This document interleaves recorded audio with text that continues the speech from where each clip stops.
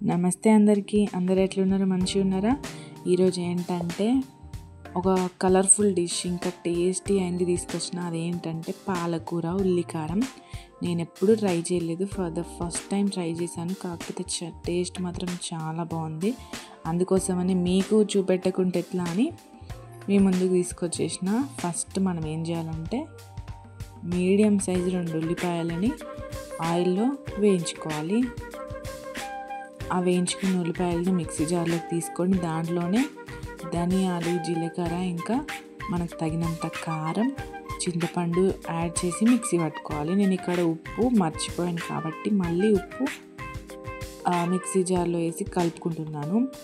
ఈ పేస్ట్ని మనం పక్కన పెట్టుకోవాలి. నెక్స్ట్ ఏంటంటే ఒక కడాయి తీసుకొని దానిలో కూరకి సరిపడా ఆయిల్, ఇంకా ఆవాలు, జీలకర్ర వేసుకోవాలి. తర్వాత కచ్చాపచ్చాగా దంచుకున్న వెల్లుల్లి వేసుకొని మనకి ఆయిల్లో ఫ్రై చేసుకోవాలి. తర్వాత కొంచెం పసుపు, కరివేపాకు యాడ్ చేసుకోవాలి. ఆ తర్వాత మనం ఫ్రెష్గా కడిగి పెట్టుకున్న పాలకూర అయితే దీనిలో వేసుకోవాలి. పాలకూర మంచిగా ఫ్రై కావాలి. మంచిగా ఫ్రై అయ్యి మనకి పాలకూరలో ఉన్న వాటర్ అన్నీ ఎగిరిపోవాలి.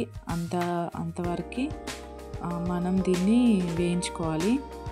పాలకూర పచ్చివాసన పోయి దీంట్లో వాటర్ మొత్తం అయిపోయే వరకు ఫ్రై చేసుకోవాలి ఆయిల్లో. ఇట్లా అయితేనే కూర టేస్ట్ ఉంటుంది. ఇంకా ఈ ఫ్రై అయిన పాలకూర మిశ్రమంలో ఏం చేస్తానంటే మనం ఇంతకుముందు పేస్ట్ చేసి పెట్టుకున్నాం కదా, దాన్ని యాడ్ చేసుకుందాం.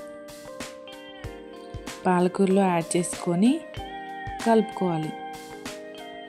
ఇది కూడా మంచిగా ఆయిల్లో ఫ్రై అవ్వాలి. మనకి ఈ ఆయిల్లో ఫ్రై అయిన తర్వాత మంచి కలర్ వస్తుంది. చూసారా ఎంత కలర్ఫుల్గా ఉందో?